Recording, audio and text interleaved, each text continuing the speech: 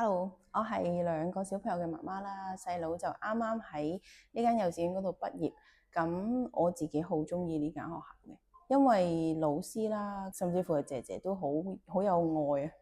大家都好關愛。咁另外就係哥哥喺唔同幼稚園讀啦，咁所以我都見得到，好少會有幼稚園有咁多係俾家長嘅一啲課堂啊，或者係一啲講座啊，去教我哋。等我哋同小朋友一齊成長。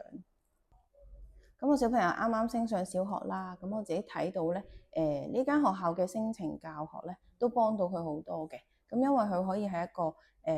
讚賞嘅氛圍當中去成長，咁其實俾到好多自信心佢。去到小學嘅時候，佢都會好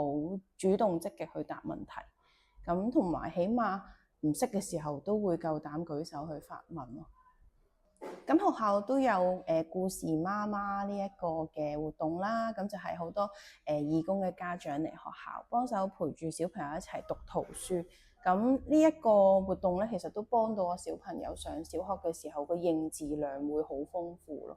咁一上到小學寫手冊方面係完全冇問題嘅，起碼有90%都係寫齊手冊，我都覺得佢好叻嘅。咁另外就係佢對文字嘅敏感度都係比較高。譬如一啲唔識嘅字咧，佢好快就可以掌握到係點樣結構、點樣寫出嚟咯。